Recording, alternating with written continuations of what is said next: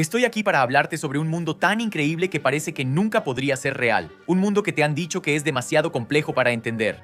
Has escuchado conspiraciones sobre la élite, los multimillonarios, el 1%.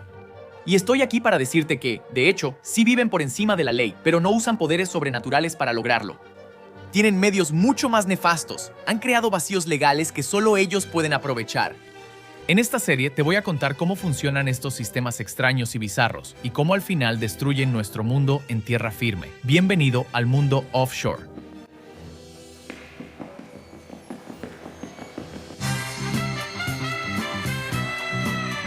¿Por qué algunas de las más grandes obras de arte del mundo están encerradas en bóvedas secretas de máxima seguridad? ¿Y cómo es que algunas personas se están haciendo más ricas gracias a este robo? Estamos aquí para explicar cómo los ricos viven por encima de la ley, crean sistemas para lograrlo y nos joden al resto de nosotros. Bienvenido al mundo offshore.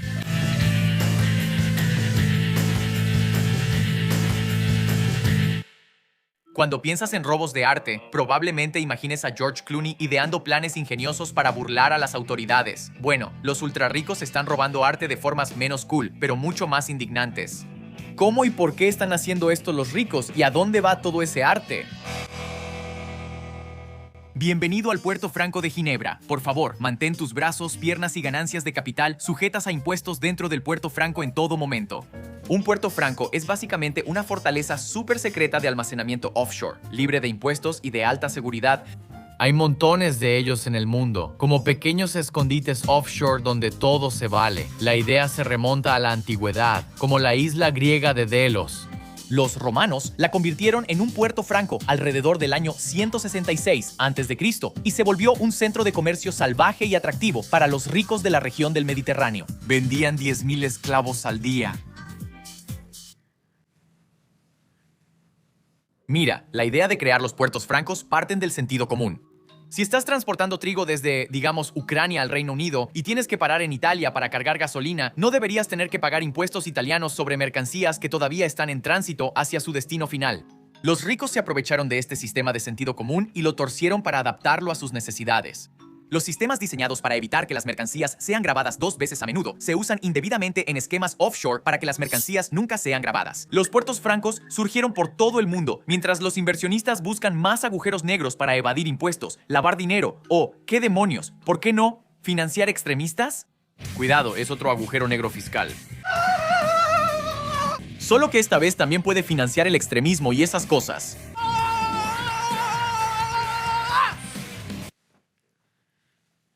Hay un hombre al que se le atribuye con mayor frecuencia haber convertido los puertos francos de almacenes de grano en escondites offshore para coleccionistas de arte multimillonarios. Yves Bouvier, también conocido como el rey de los puertos francos. Bouvier es un ciudadano suizo cuya familia se dedicaba al negocio de almacenamiento de muebles y transporte de arte.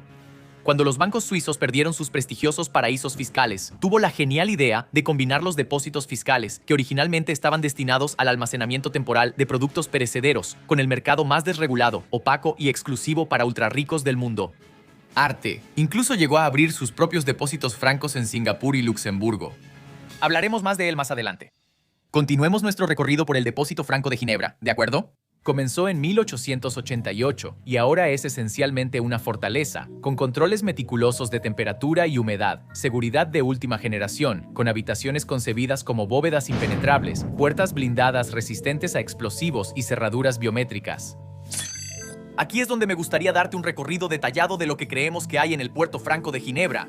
Pero no puedo, y esa es una de las grandes razones por las que este lugar ha prosperado. La industria del arte es una de las más secretas del mundo, y el Puerto Franco de Ginebra, siguiendo la misma tradición que los bancos suizos, es una caja negra llena de secretos. Ni siquiera estaban legalmente obligados a llevar un inventario de lo que hay aquí hasta 2007. También puedo decirte que las obras maestras guardadas en secreto detrás de estos muros tienen un valor estimado de 100,000 millones de dólares. Se estima que el número de obras de arte almacenadas en el Puerto Franco es de alrededor de 1.200.000. Para comparar, el Museo MoMA de Nueva York tiene alrededor de 200,000 piezas. Los informes estiman que hay hasta 1,000 Picasso en el Puerto Franco de Ginebra. Y no es solo arte. Hay todo tipo de artículos de lujo que aumentan su valor libres de impuestos, incluyendo autos clásicos, relojes de lujo, vinos y artefactos antiguos egipcios y romanos. Muy bien amigos, una nota final antes de terminar nuestro recorrido por el Puerto Franco de Ginebra.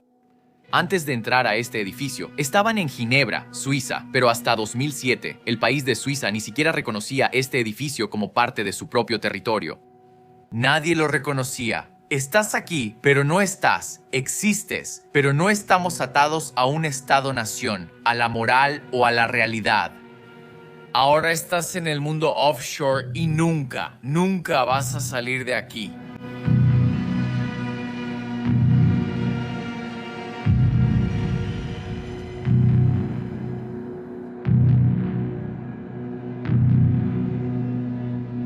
Entonces, ¿cómo llegamos a esto? ¿Cómo es que el arte de renombre mundial se quita de las paredes y se coloca en bóvedas oscuras para acumular valor sin pagar impuestos en lugar de ser disfrutado por alguien? Es difícil precisar el momento en que el arte pasó de ser un trofeo para el disfrute de los ricos a convertirse en un vehículo de inversión pura para individuos ultra ricos y firmas de Wall Street. Pero sí te puedo decir esto. En 2015, Lawrence Fink, presidente de BlackRock, la firma de inversiones más grande del mundo, dijo que el arte contemporáneo había usurpado al oro como reserva de valor. Y esto va en aumento. Las 10 pinturas más caras jamás vendidas se vendieron en los últimos 15 años, incluso si ajustas por inflación. Los jugadores de cartas de Paul Cézanne se vendió por más de $250 millones. Interchange de William de Kooning se vendió por un estimado de 300 millones. Finalmente, el número 1 de todos los tiempos en la lista de las pinturas más caras jamás vendidas fue el Salvador Mundi de Leonardo da Vinci, todo por $450 millones. Por el príncipe heredero saudita Mohammed bin Salman, que según se informa, lo exhibe en su yate. Oh, mira el escote que tiene Jesús. Juba. Estos son solo los precios que conocemos, y eso nos lleva a la razón más importante. El arte ha explotado como un activo de inversión en las últimas décadas. El mercado del arte es el mercado menos regulado del mundo. Las casas de subastas no tienen la obligación de informar quién está vendiendo una obra de arte o quién la está comprando. A menudo, en ventas privadas, una obra de arte puede venderse de una empresa fantasma a otra, todo usando efectivo, y el IRS depende de que estas partes privadas reporten por sí mismas sus ganancias. Buena suerte con eso. Los aspectos de lavado de dinero y fraude fiscal del sistema offshore son terribles. Pero lo que siempre me parece más interesante de este asunto es lo que es técnicamente legal. Ahí es donde prosperan los puertos francos. Si todos los enormes rendimientos de inversión en arte y el hecho de que el mercado del arte esté increíblemente poco regulado no fueran suficientes, ¿qué tal si pongo la guinda en el pastel? Todo está exento de impuestos. Te prometí un atraco, así que aquí está.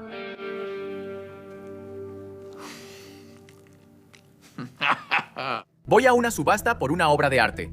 Supero la oferta de cualquier museo o institución que planee exhibir esa obra. Puedo pagar un precio mucho más alto porque tengo un pequeño truco bajo la manga. No pago impuestos. En cuanto tengo la obra de arte en mis manos, me voy. No se activa ninguna alarma, no dejo pruebas. De hecho, la compré a través de una empresa fantasma con efectivo, así que no hay ningún registro de mi participación. Después, guardo mis cosas en el lugar más seguro con el que cualquier ladrón podría soñar, un puerto franco libre de impuestos.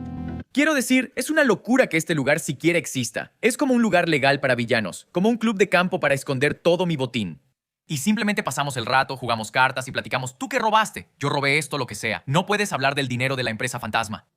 Todo lo que tienes que hacer es decir que tu botín está permanentemente en tránsito y no pueden tocarte. Me quedo con esos bienes un par de años, veo cómo se disparan de precio, más que cualquier inversión tradicional, sin que los bienes salgan nunca del puerto libre. Encuentro a un comprador dispuesto a pagar un precio más alto. Él también lo compra a través de una empresa fantasma, y en efectivo, igual que yo, porque usar una empresa fantasma es como la versión de millonario de ponerse un pasamontañas. Las únicas personas que saben de este trato son tu empresa fantasma, mi empresa fantasma y Dios allá arriba. El comprador y el vendedor ni siquiera saben quiénes son entre sí. Y así de fácil, boom, estoy fuera, sin consecuencias, dinero en mano, sin impuestos de venta, sin impuestos sobre ganancias de capital. La obra de arte permanece oculta y nunca se vuelve a ver. Otro exitoso golpe offshore. Todo ese anonimato puede romperse cuando los ultrarricos se atacan entre sí. Nos encantaría una jugosa pelea entre ricos que exponga todos sus planes. En 2015, eso fue lo que pasó. Volvamos a Yves Bouvier.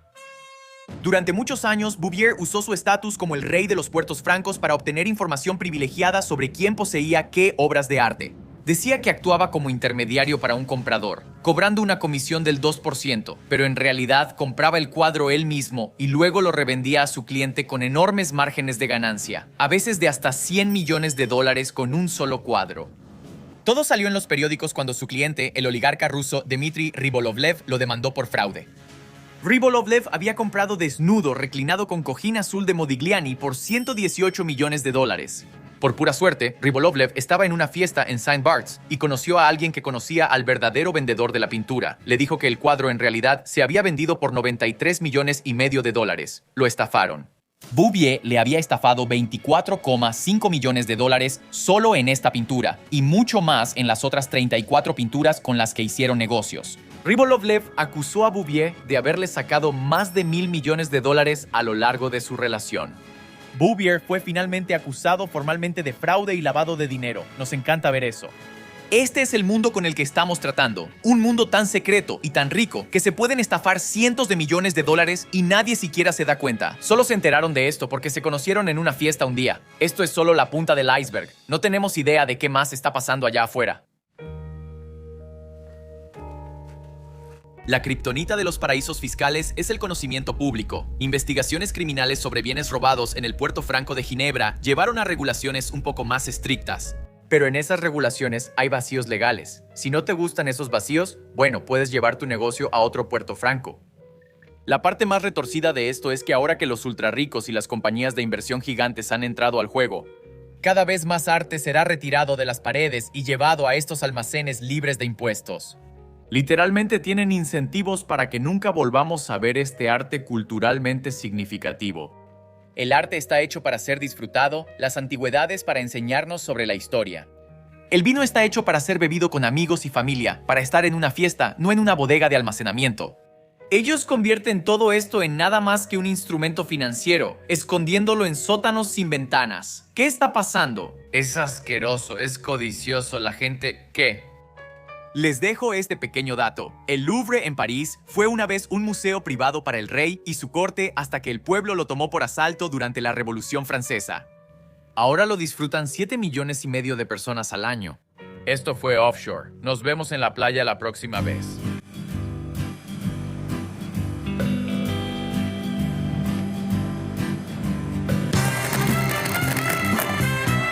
En una isla conocida por barcos que desaparecen, las empresas hacen que miles de millones de dólares desaparezcan misteriosamente. Estamos aquí para explicar cómo los ricos viven por encima de la ley, crean sistemas para lograrlo y nos joden al resto de nosotros. Bienvenidos a Offshore.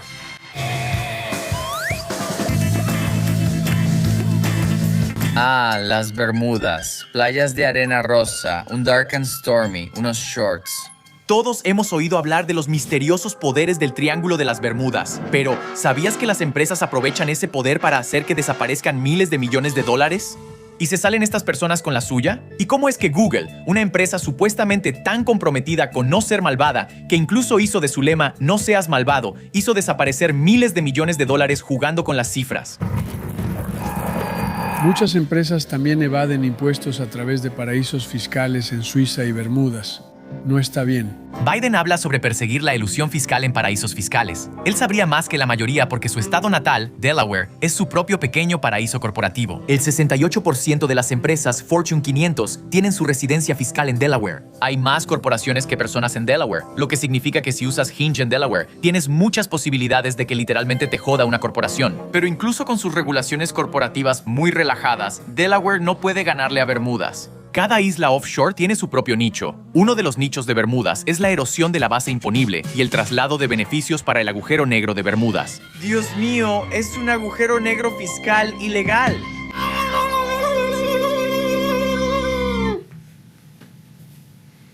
Las gigantescas corporaciones multinacionales estadounidenses usan lagunas fiscales para trasladar ganancias de países normalmente gravados a Bermudas. Y todo esto tiene que ver con la increíble tasa de impuestos corporativos de Bermudas. Bermudas está aquí superando a la competencia, dándoles a las corporaciones las mejores tasas de impuestos en la puja fiscal offshore. 35% de Argentina, bájalo. 21% de Estados Unidos, fácil, bájalo. 12.5% de Irlanda, bájalo. Bermudas les cobra a las corporaciones el bajo precio de 0% de impuestos. Y sabes, eso es demasiado tentador para que las corporaciones lo dejen pasar. Déjame darte un ejemplo. Mira este logo. Icónico. El swoosh fue encargado en 1971 por Phil Knight cuando era profesor asistente de contabilidad en la Universidad Estatal de Portland. Nike pagó $35 para diseñar un logo para su marca, Nike. Ahora se estima que el swoosh de Nike vale $26 mil millones. La empresa Nike fue creada en Oregón.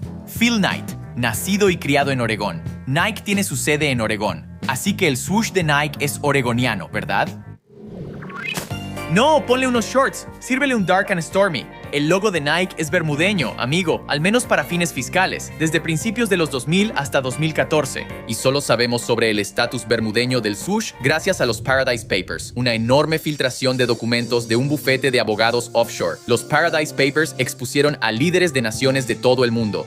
El secretario de Estado de Trump, Rex Tillerson, su secretario de Comercio, Wilbur Ross, la reina Isabel y ahora el rey Carlos. Celebridades como Bono, Madonna y empresas estadounidenses como Apple, Facebook, McDonald's, Disney, Twitter, Uber, Walmart, Yahoo y por supuesto Nike y su pequeño swoosh bermudeño. Cuando todos estos tratos, que técnicamente no son ilegales, salen a la luz, entonces las políticas cambian. Pero, ¿puedes mantener el tejemaneje bermudeño más grande y enredado totalmente en secreto? Déjame contarte sobre el doble irlandés con sándwich holandés. No es el especial de un bar de comida light. Tampoco es un término sexual inventado por adolescentes en Urban Dictionary. Es el nombre de un atraco. Es un atraco que utiliza erosión de la base imponible y traslado de beneficios, o el agujero negro de Bermudas. Y el doble irlandés con sándwich holandés es una maniobra bastante complicada que es difícil mantener en secreto. Veamos cómo Apple usó el doble irlandés con sándwich holandés. Lo han estado haciendo desde los años 80. Eran los mejores en eso, los originales. Apple vende propiedad intelectual a una empresa propiedad de Apple en Bermudas por $1. La Apple de Bermudas vende propiedad intelectual a una empresa irlandesa propiedad de Apple por $100. Apple Irlanda vende a una empresa holandesa propiedad de Apple por $100. Apple Holanda a otra empresa irlandesa propiedad de Apple por $100. De ahí sale el sándwich. Todo el dinero regresa a Bermudas, donde la ganancia de $99 se grava a una tasa impositiva corporativa del 0%. Y luego el dinero puede ser enviado de regreso a Estados Unidos, ya grabado para la Apple de Estados Unidos.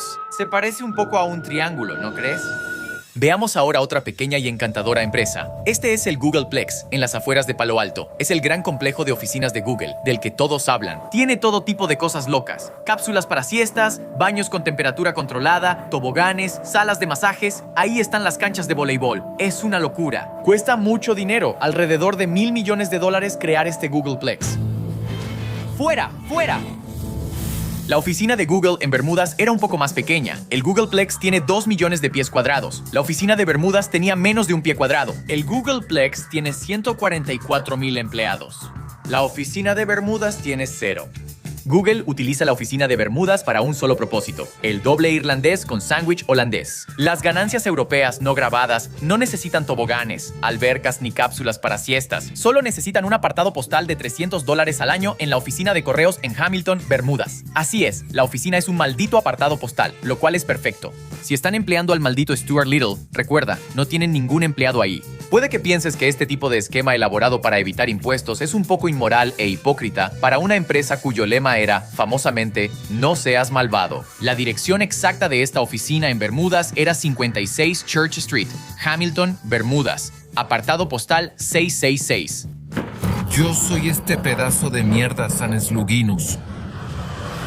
Un poco obvio, Google. El Googleplex costó $1,000 millones. El apartado postal número 666 recibió $8,000 millones al año.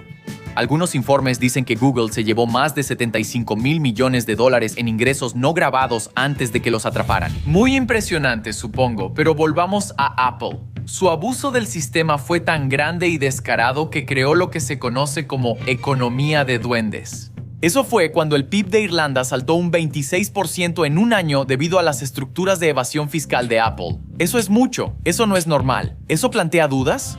El escándalo finalmente ayudó a acabar con esta herramienta de evasión fiscal.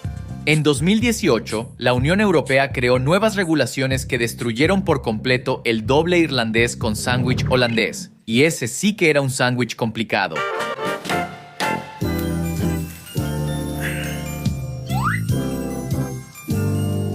El offshore funciona gracias al secreto.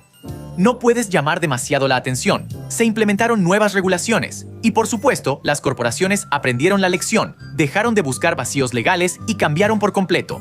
Pero no, las corporaciones crearon nuevas estructuras para evitar impuestos y también les pusieron apodos ridículos. Por ejemplo, el sucesor inmediato del doble irlandés con sándwich holandés fue el Single Malt, que obtuvo su apodo por el destino del dinero, que es Malta en lugar de Bermudas. Ya sabes, Single Malta, ¿entiendes? Malta. Las corporaciones nunca dejarán de buscar estructuras para evitar impuestos. Toda su existencia tiene un solo propósito: maximizar el valor para los accionistas y no pagar impuestos. Bueno, sí, eso definitivamente ayuda a crear valor para los accionistas. Existen ideas, soluciones como la tasa mínima global de impuestos corporativos, que ha sido aprobada por 137 países, pero no precisamente el nuestro. Por ahora, los ricos siguen haciéndose más ricos y sus contadores siguen inventando nombres tontos para describir cómo lo hacen. Esto fue Offshore. Nos vemos en la playa la próxima semana.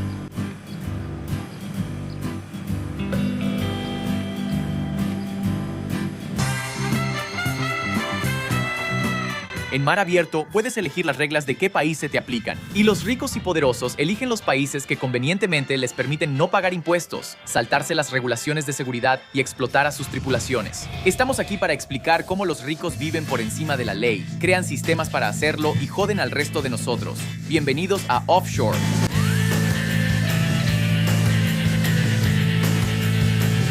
Ahoy, cabrones. ¿Por qué la gente rica está poniendo banderas de países al azar en sus malditos barcos? ¿Y cómo les ayuda esto a hacerse más ricos y evitar reglas como, por ejemplo, pagarle a sus trabajadores? ¿Los megayates están mega jodidos? ¿O las empresas y los ricos se están saliendo con la suya con estas tramas offshore? Bien, vamos a ver quiénes están haciendo esto. Las 3 grandes líneas de cruceros tienen su sede en Miami, pero enarbolan banderas de países offshore para evitar regulaciones y ahorrar dinero. Norwegian Cruises usa la bandera de nada menos que Bermudas. Carnival Cruises usa una mezcla mitad y mitad de las banderas de Panamá y las Bahamas. Y Royal Caribbean Cruise tiene su base en el hermoso país caribeño de Liberia, que en realidad está en África y no en el Caribe. No me digas qué hacer, estoy navegando, baby. ¿Quién más está haciendo esto? Larry Ellison, fundador del gigante del software Oracle, tiene la bandera de las Islas Caimán en su superyate. La secretaria de Educación de Trump, Betsy DeFossa, tenía el yate familiar de 164 pies registrado en las Islas Caimán, a pesar de estar atracado en Huron, Ohio. Supongo que eso de America First no aplica mucho aquí. El fundador de Amazon y aspirante a vaquero espacial, Jeff Bezos, tiene un mega yate que recientemente fue noticia en los Países Bajos por ser tan grande. Planeaban desmontar un puente para que pudiera salir al océano. Entonces, este multimillonario estadounidense, conocido por explotar a los trabajadores de almacenes en Estados Unidos, ¿tiene un yate estadounidense? No, por supuesto que no. También está registrado en las Islas Caimán, así que hablaremos de cómo demonios hacen esto. Pero primero, ¿por qué demonios lo hacen? Te ahorras impuestos, seguridad y salarios que no se graban en tu país de origen, solo pagas una pequeña cuota en el país donde estás registrado. ¿Y qué pasa con los salarios y la seguridad de los trabajadores? Estados Unidos tiene leyes laborales, pero no tienes que preocuparte por eso aquí en alta mar. Tu barco se ve envuelto en un desastre, un derrame de petróleo. Bueno, eso es asunto tuyo y del país de la bandera que ondea en la parte trasera de tu barco. Entonces, ¿cuándo empezó todo esto? Después de que se hundiese el Titanic en 1912, se aprobó una ley de seguridad y protección para los trabajadores, la Ley del Marinero Estadounidense de 1915. Los grandes empresarios de barcos decían: no queremos tener que lidiar con todas estas reglas ridículas e injustas, como tener comida a bordo para los marineros, dejar que duerman o tener esos tontos botes salvavidas. Así que registraron los barcos en jurisdicciones offshore. Se establecieron registros navales abiertos en países que permitían que tu barco y el negocio de ese barco siguieran las reglas mucho más relajadas de esos países lejanos, en lugar de las de tu país de origen o el país donde el negocio gana dinero, lo cual tendría demasiado sentido. Todo legal, turbio pero legal. La industria marítima, principalmente barcos de carga, plataformas petroleras y petroleros, está dominada por los registros de barcos en Panamá, Liberia y las Islas Marshall. En resumen, las banderas de conveniencia son una gran parte del negocio marítimo y de sus problemas. Toma como ejemplo la plataforma petrolera Deepwater Horizon. ¿Recuerdas ese pequeño incidente? Era una unidad de perforación flotante y semisumergible, así que de todos modos era como un barco. Explotó y derramó 210 millones de galones de petróleo, devastando la vida marina y resultando en el peor desastre ecológico en la historia de Estados Unidos. Las investigaciones demostraron una clara falta de preocupación por la seguridad, y eso fue lo que lo hizo aún más posible. Cuando enarbolas la bandera de un país con regulaciones insuficientes y no aplicadas, como las Islas Marshall, de todas las industrias, para enarbolar las banderas menos reguladas, es la industria petrolera, la más sucia, aceitosa, asquerosa, el mayor desastre ecológico esperando a suceder. ¿Podemos regular una industria que está destruyendo nuestro mundo? No se puede confiar en ellos. ¿Y qué hay de este crucero? Déjame contarte sobre el Nordic Empress. En 1993, la Guardia Costera atrapó al barco, propiedad de Royal Caribbean, tirando aceite en el océano cerca de las Bahamas. Finalmente descubrieron una conspiración para ahorrar dinero en todos sus barcos tirando desechos al océano. Royal Caribbean negó todo esto y dijo: de todos modos no pueden perseguirnos porque navegamos bajo la bandera de Liberia.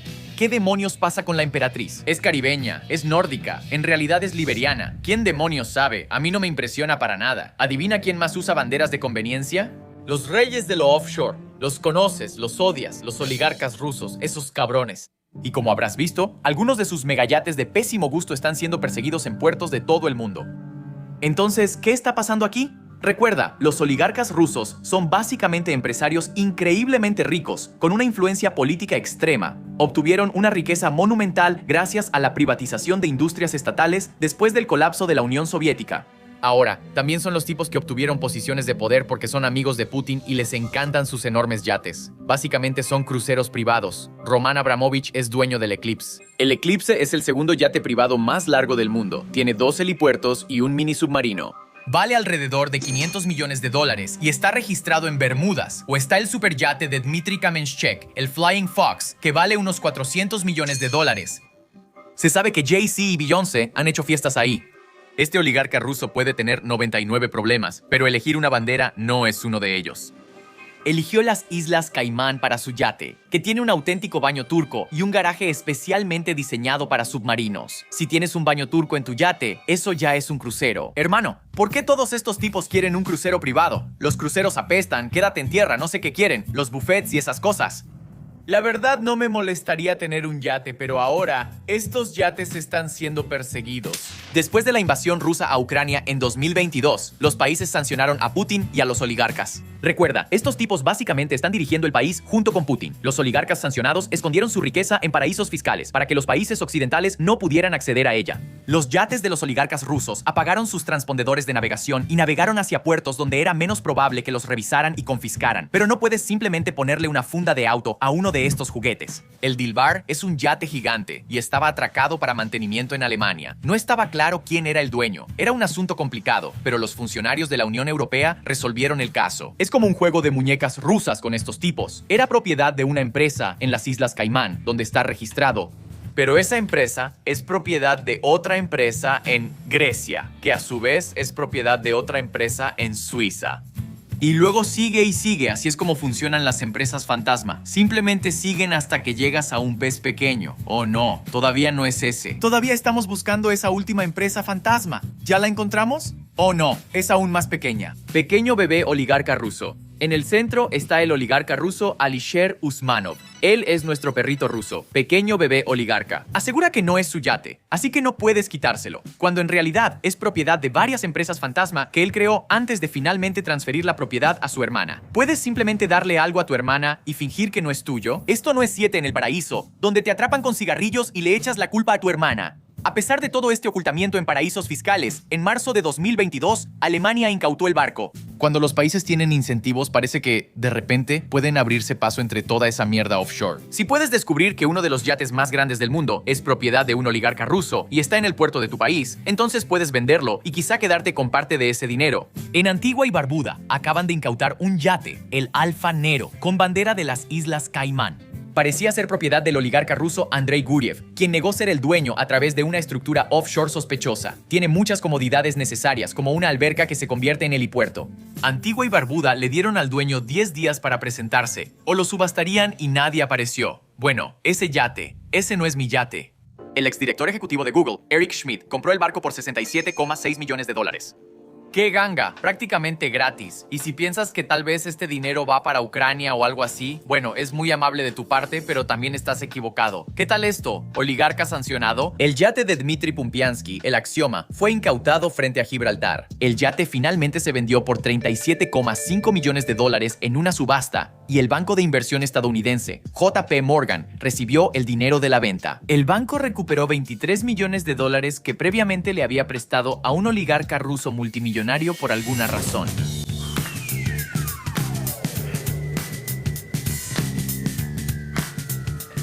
Las banderas de conveniencia son una estafa. Es algo serio. No es solo dinero, también es el medio ambiente y la vida de las personas. Por ejemplo, ¿qué tal esto? Los dueños de barcos de carga abandonan rutinariamente a las tripulaciones en los barcos en puertos lejanos cuando consideran que las reparaciones son demasiado costosas. Una empresa con sede en Qatar llamada Aswan Trading and Contracting abandonó recientemente 3 barcos diferentes. Algunas personas fueron dejadas en el mar por más de 2 años sin electricidad, sin agua corriente y sin instalaciones sanitarias. La empresa confundió a las autoridades con su estructura de propiedad. ¿Recuerdas esas muñecas rusas que van una dentro de otra? Y por supuesto, sus barcos navegaban con banderas de conveniencia. Estas personas están a miles de kilómetros de su hogar, recibiendo el pago más bajo, sin seguridad, sin comida, sin descanso. Y al final, simplemente los abandonan. Solo llévalos a casa, termina el trabajo. ¿Es tan ridículo? ¿Cuánto dinero necesitas? Mira, lo entiendo, estás tratando de hacer negocios. Solo asume un poco de responsabilidad, así de poquito. Solo deja de fingir que tu barco está en Panamá, Liberia, las Islas Marshall, donde sea. Deja de jugar a fingir, solo asume este poco de responsabilidad. Paga a tu gente, déjale comer, déjale dormir. Es así de poquito. ¿Cuánto dinero estás ahorrando realmente? Por favor, solo un poco. Aquí va este último detalle. El 40% de los barcos de alta mar están abanderados en antiguas colonias de Estados Unidos, bajo registros creados por empresarios estadounidenses y todavía vendidos desde el estado de Virginia. Así que antes de pensar que este problema está lejos de ti, solo recuerda que es tan estadounidense como el pie de manzana. Muy bien, bueno. Nos vemos en el barco la próxima semana que estaba offshore.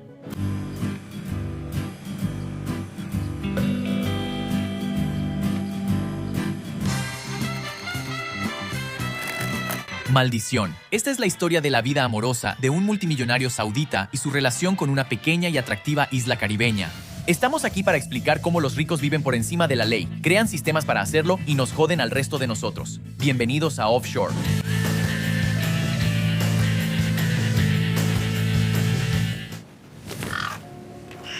Hoy estamos aquí para hablar del multimillonario saudita Walid Jufali, quien hizo un curioso arreglo con Santa Lucía. Jufali aparentemente intentó usar el offshore para poder casarse en secreto con otra mujer, divorciarse de su esposa actual sin que ella lo supiera y luego evitar pagarle a esa mujer 238 millones de libras. Eso es como 320 millones de dólares. Pero, ¿cómo logró casarse en secreto y evitar pagar 250 millones de libras? Y funcionó. Walid Jufali era un bebé nepo multimillonario saudita. Como la mayoría de los ricos, heredó su fortuna. Su familia era dueña de la empresa privada más grande de Arabia Saudita, E.A. Jufali Brothers. Él y su familia estaban increíblemente forrados, y él vivía la vida de príncipe playboy, y Jufali sacaba provecho de ese dinero e influencia familiar para adornar su currículum con algunos títulos llamativos, incluyendo 2 nombramientos de caballero, uno del Vaticano y otro de Dinamarca, medallas de participación para gente rica. También usó ese dinero para hacer lo que muchos súper ricos hacen, gastarlo en cosas culturales extravagantes. Una vez pagó casi $900,000 por un par de desnudos en una subasta benéfica, incluyendo uno de Kate Moss, que además puedes ver gratis en internet. Pensé que todos aprendimos eso como a los 13 años, o sea, yo sí. Jufali irrumpió en la escena social cuando se casó con su segunda esposa, Cristina Estrada, ex supermodelo, conocida principalmente por ser una de las chicas del calendario Pirelli. Si no lo sabes, Pirelli es una compañía de llantas que, por alguna razón, también saca un calendario anual con modelos desnudas. Por alguna razón, no sé. La pareja vivió la buena vida durante 13 años. Mega Yates, $50,000 al año en abrigos de piel. Un espectáculo de fuegos artificiales de $1 millón para el 50º cumpleaños de Estrada. Ya sabes, cosas normales de matrimonio, como comprar una freidora de aire, excepto que aquí son fuegos artificiales de $1 millón. construyeron una fortaleza tipo chalet subterránea en Suiza, con materiales importantes como cuarzo de Afganistán, una alberca, un garaje para 16 autos y un spa hecho con amatista. La piedra de nacimiento de Cristina Estrada, gracias a Dios, su piedra de nacimiento es un topacio, porque si no, eso sería de mal gusto. Pero tristemente, parecía que lo único que el dinero no podía comprar era la felicidad. Así que aquí es donde las cosas se ponen un poco interesantes. En Arabia Saudita, a los hombres se les permite tener más de una esposa, un máximo de 4. En 2012, mientras aún estaba casado con Estrada, Youfali se casó con una modelo libanesa de 25 años, Lujain Adada. Quizá la conozcas por un reality show llamado Dubai Blink. Adada tiene literalmente la mitad de la edad de Estrada. Él salió y se casó después de su cumpleaños número 50. Youfali se divorció de Estrada, aparentemente sin que ella lo supiera, en Arabia Saudita en 2014 bajo la ley islámica. Cristina Estrada se enteró de todo esto y fue como, ¿qué demonios? Así que solicitó el divorcio en Inglaterra, donde viven. Por ese precio de 238 millones de libras, eso fue como... Entonces, ¿cómo intentó él evitar este enorme pago? Parece que él pensó que podía evitar un acuerdo de divorcio legal con inmunidad diplomática, así que hablemos de la inmunidad diplomática. Básicamente, mientras alguien trabaja para su gobierno en un país extranjero, esa persona no puede ser arrestada ni demandada por el país extranjero en el que está trabajando. Es una práctica controversial porque hay personas que hacen cosas muy malas y se salen con la suya usando su inmunidad diplomática. Como en agosto de 2019, cuando la esposa de un agente de la CIA estadounidense mató a un hombre en Inglaterra mientras aparentemente conducía por el lado equivocado de la carretera. Cuando la esposa de tu diplomático en otro país maneja como en Mario Kart, pero con menos riesgos, entonces, ¿cómo obtiene alguien inmunidad diplomática? Primero tienes que entender que la gente rica puede comprar la ciudadanía. En el mundo offshore, los países la venden. Mientras los pobres mueren en balsas improvisadas o sus hijos son enjaulados al intentar inmigrar a otro país, los ricos coleccionan pasaportes como si fueran cartas de Pokémon. ¿Estoy siendo claro? A veces no entiendo si realmente me estoy explicando. Están comprando la ciudadanía. Quiero subrayar eso. Tú no puedes ir a ningún otro lugar, tienes que quedarte donde estás. Los ricos, ellos la compran, simplemente compran lo que quieren. Esto está a la venta. Si eres súper rico, a veces ni siquiera necesitas la ciudadanía. Puedes saltarte ese paso e ir directamente al estatus de diplomático en un país donde ni siquiera vives. Y aparentemente, eso fue lo que Youfali hizo cuando se enfrentó al divorcio. Invocó su inmunidad legal como diplomático de Santa Lucía, porque resulta que Youfali fue nombrado representante permanente de Santa Lucía ante la Organización Marítima Internacional, una agencia de la ONU para regular el transporte marítimo, la seguridad y la protección marítima. ¿Tenía Wally Youfali alguna calificación conocida en derecho marítimo? No. ¿Tenía alguna habilidad especial o experiencia relacionada con barcos y esas cosas? Tampoco. ¿Pero vivía en Santa Lucía? Realmente no. ¿Puede él, siquiera hacer nudos de navegación o lo que sea? No sé, nunca lo he visto hacer nada relacionado con barcos. No tengo idea de qué está pasando. No podemos decirte con absoluta certeza que pagó por su puesto de embajador, pero sí podemos decirte eso. Al Jazeera expuso a los países de Dominica y Granada por vender un puesto diplomático muy similar. ¿Cómo se armó este plan? ¿Recuerdas cuando Cristina Estrada se enteró por primera vez de este matrimonio secreto con la nueva modelo de 25 años? Según los tabloides, ella confrontó a su esposo. Fue entonces cuando parece que Youfali hizo su primer viaje a Santa Lucía y 4 meses después obtuvo su título marítimo. Y luego, una vez que aseguró su inmunidad diplomática, ¡boom! Rompe ese lazo y tramita su divorcio en Arabia Saudita. Y básicamente dice, ven a por mí, ahora soy un marinero. Pero luego, el Tribunal Superior del Reino Unido desestimó las pretensiones de Youfali como diplomático. Desestimó las afirmaciones de Youfali como diplomático. El juez dijo que el nombramiento de Youfali era una construcción completamente artificial y no había pruebas de que tuviera algún conocimiento o experiencia en asuntos marítimos. También dijo que evitar la ley del Reino Unido fue la razón principal por la que Youfali obtuvo este puesto. El juez básicamente dijo, sabemos que estás mintiendo sobre ser un experto marítimo. Todo el mundo lo está comentando. Youfali perdió el caso. Se le ordenó pagar 75 millones de libras en un acuerdo de divorcio, una de las sumas más grandes en la historia de Inglaterra. Son 110 millones de dólares, que para ti y para mí es una cantidad de dinero absurda, pero al final no es gran cosa para alguien que vale 9,000 millones de dólares. Así que al diablo todo, ni siquiera sé por qué hizo esto.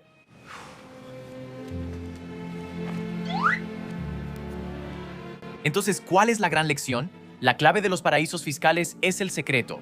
Todo es legal hasta que hay demasiado ruido. Si hubiera usado su inmunidad diplomática para hacer algo sencillo, como matar a una persona con su auto, probablemente se habría salido con la suya. Simplemente no puedes divorciarte de tu esposa, y no divorciarte del todo sin aparecer en los titulares y arruinarlo todo. Para todos los otros ricos que compraron inmunidad diplomática y se salen con la suya todos los días, sabemos que es una mercancía que se puede conseguir. Ahora están allá afuera, haciendo lo suyo. Simplemente no puedes aparecer en tantos titulares. Esto fue Offshore. Nos vemos en la playa la próxima semana.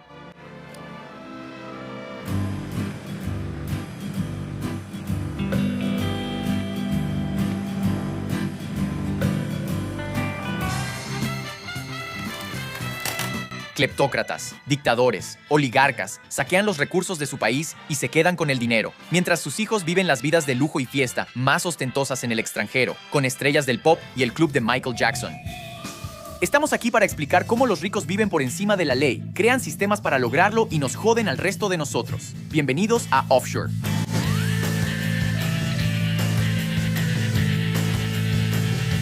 Hoy estamos en la costa de África, donde muchos países están lidiando con las consecuencias de la corrupción. A los líderes corruptos de todo el mundo les encanta usar su poder político para quedarse con la riqueza de su país a través de sobornos, comisiones ilegales o simplemente desviando fondos del gobierno a sus bolsillos. Todo eso a costa de su propia gente. A estos imbéciles se les conoce como cleptócratas, y el funcionario juega un papel clave para ayudar a estos cleptócratas a mantenerse ricos, junto con sus hijos, los kleptobrats. ¿Qué clase de vidas lujosas llevan estos hijos? ¿Se salen con la suya? Algo que notas rápidamente cuando ves a estos cleptócratas alrededor del mundo. Gobiernan con violencia, saquean los recursos de su país y se quedan con el dinero que debería haberse destinado al bien público y al desarrollo de su nación. Luego miran a su alrededor lo que le han hecho a su país y dicen: "Puach, deciden que este no es lugar para que su hijo clepto crezca. ¡Qué asco!". Los mandan al extranjero para su educación, a escuelas elegantes y lugares lujosos. Así que veamos a dónde algunas de estas amorosas clepto mamás y papás dejaron a sus clepto hijos en la escuela. Antes de ser el líder supremo de Corea del Norte, Kim Jong-un era el hijo del líder supremo Kim Jong-il. De niño, fue a la escuela en Suiza, en la Escuela Internacional de Berna. Porque sí, amigo, quedarse en Corea del Norte no habría sido nada supremo. Recuerda de dónde vienes, de una familia que impulsa actividades ilícitas como la trata de personas para financiar nuestro lujoso resort de esquí. El presidente chino Xi Jinping envió a su hija a Harvard, igual que el hijo playboy del notoriamente corrupto miembro del partido del PSEC, Bo Xilai, que supuestamente vivía en un departamento de lujo y manejaba un Porsche de $80,000. Yo tomo el autobús. ¿Y qué tal esos rusos? La hija del secretario de prensa, Dmitry Peskov, una vez dijo que el sistema educativo de Rusia es un verdadero infierno. Me pregunto quién podría arreglar eso. Su papá. Esta socialité de Instagram estudió en París y dice que es una mujer hecha a sí misma. También dijo que las sanciones de Estados Unidos en respuesta a la invasión de Ucrania por parte de Rusia son injustas. Tal vez deberíamos escucharla porque literalmente ha sido educada en la injusticia. Sergei Lavrov, el ministro de Asuntos Exteriores de Putin. Ese es el señor, ni siquiera atacamos Ucrania, y Ucrania está gobernada por neonazis y drogadictos. En fin, envió a su hija a la Universidad de Columbia, en Nueva York. La hijastra de Lavrov, de su otra esposa no oficial, fue al Imperial College y compró un departamento de $5,8 millones en Londres cuando tenía 21 años, según las sanciones recientes impuestas contra ella. La verdad, no eres cool a menos que tengas sanciones en tu contra. Entonces, ¿qué hacen realmente estos kleptobrats con sus títulos universitarios?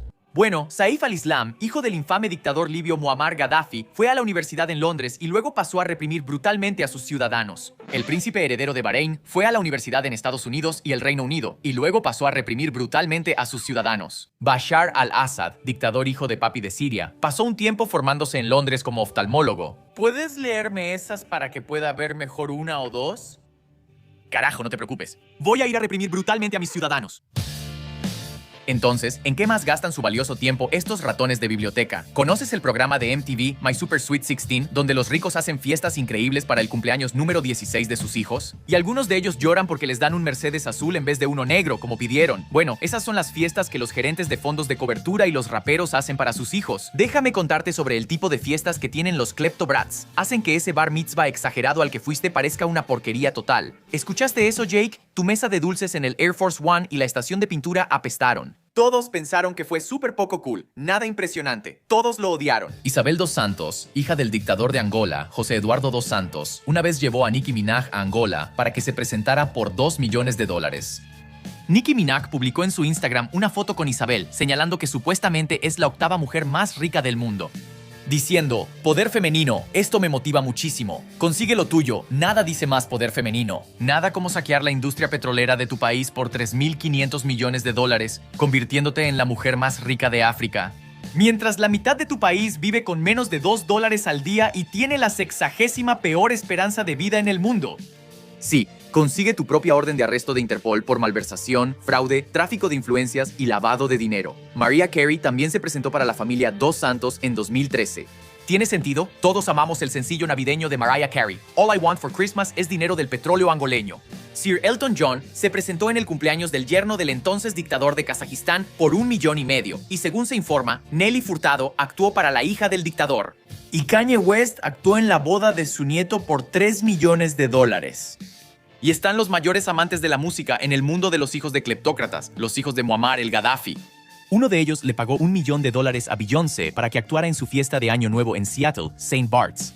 También tuvo a Usher, Jay-Z, Russell Simmons y Jon Bon Jovi como invitados. La familia Gaddafi también ha tenido a Mariah Carey, Lionel Richie, 50 Cent y Nelly Furtado haciendo shows para ellos. Nelly Furtado toca para todos los dictadores. Creo que para todos los dictadores, dijo Nelly Furtado. Para ser justos, ¿para qué familia no ha actuado una estrella del pop? Incluso una que hizo explotar un avión comercial, matando a 270 personas.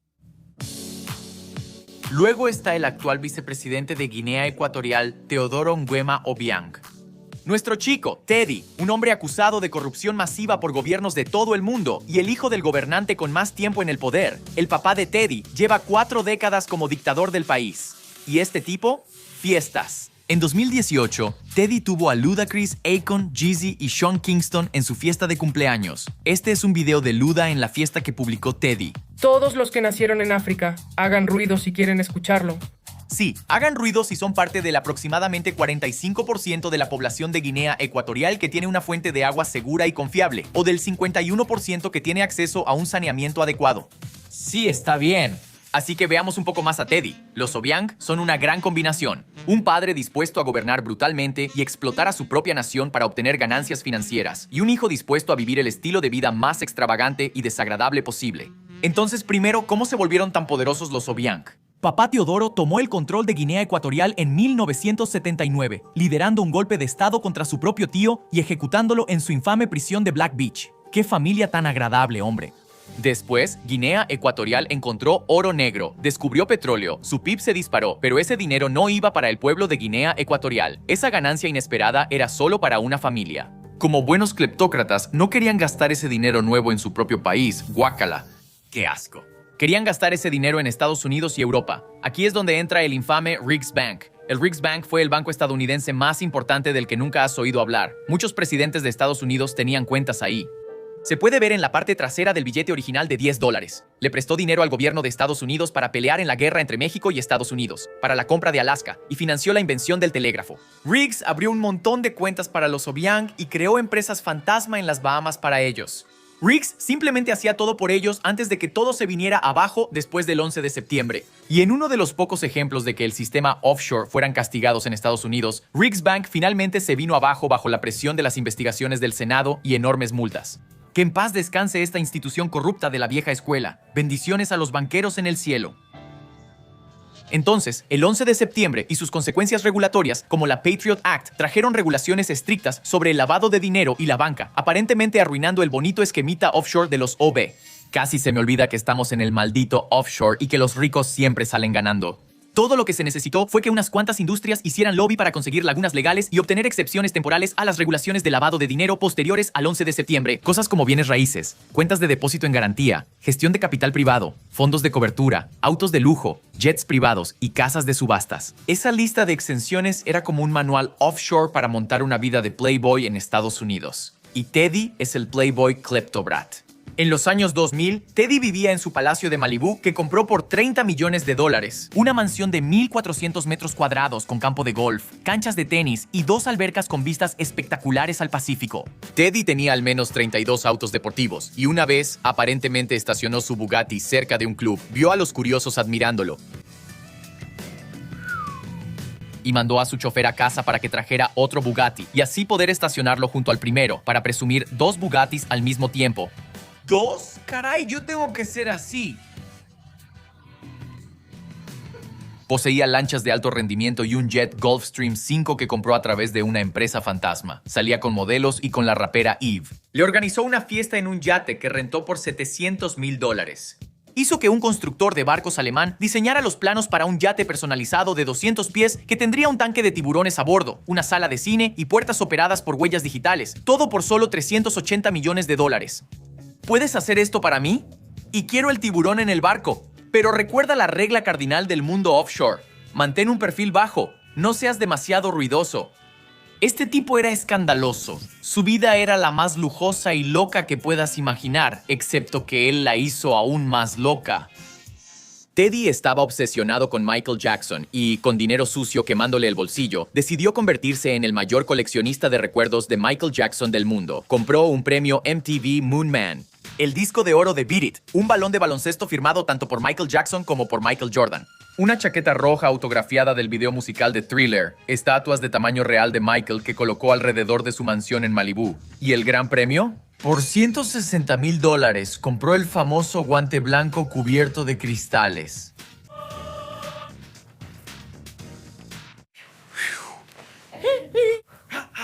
Shimona, ¿recuerdas las exenciones de la Patriot Act? Una de ellas está en la industria de subastas. Básicamente, no tienen ninguna obligación de investigar de dónde viene su dinero o quién está comprando recuerdos sobrevalorados de Michael Jackson. Así que todo lo que Teddy tenía que hacer era pedirle a su secretaria que hiciera las ofertas en persona, transferir el dinero desde Guinea Ecuatorial y pedirle a las casas de subastas que no pusieran su nombre en nada. Las cosas de Michael Jackson están en manos de un criminal muy astuto, pero no tanto. ICE, una organización del gobierno de Estados Unidos mayormente conocida por deportar inmigrantes ilegales, tiene un departamento dedicado a la lucha contra la corrupción. Básicamente existe para evitar que los cleptócratas muevan su dinero a través de Estados Unidos. Y este equipo anticorrupción estaba buscando un caso ejemplar. Todo el alardeo de Teddy en los tabloides los llevó a sus compras de jets. Oye, disculpa, ¿has visto a este tipo por aquí? Y luego, muy pronto, también se enteraron de los recuerdos de Michael Jackson y el guante. Así que en octubre de 2011, ICE y el Departamento de Justicia fueron tras Teddy y sus bienes. El abogado de Teddy dijo, está bien, no sacaremos ninguno de estos bienes de Estados Unidos mientras todos tratamos de resolver esto. Según se informa, Teddy envió a uno de sus empleados a Malibú con una sola tarea. Saca la mayor cantidad posible de recuerdos de Michael Jackson del país y llévalos a Guinea Ecuatorial. También se llevó todo lo que no estaba clavado, la mayoría de sus autos y su jet. 2 días después, su empleado voló a Ecuador, Guinea, llevándose consigo el guante más famoso del mundo.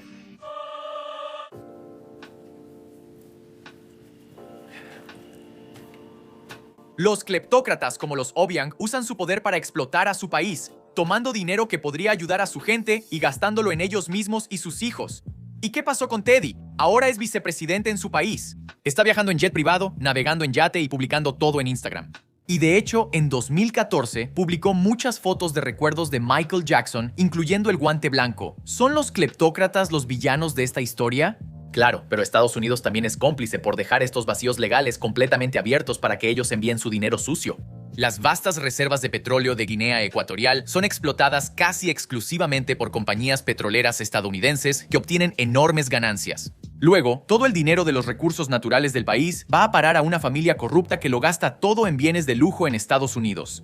En 2009, un cable diplomático de la Embajada de Estados Unidos en el país advirtió que la puerta está completamente abierta para que Estados Unidos ejerza una influencia significativa y presione al presidente envejecido para que implemente reformas democráticas.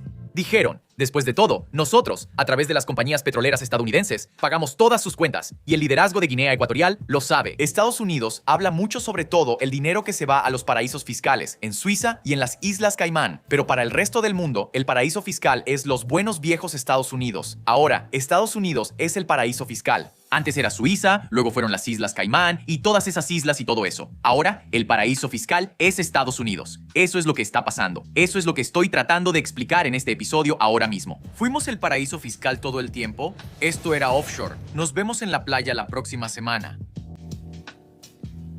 Ah, mierda, no puedo dejar que despidan a esta cosa del estudio.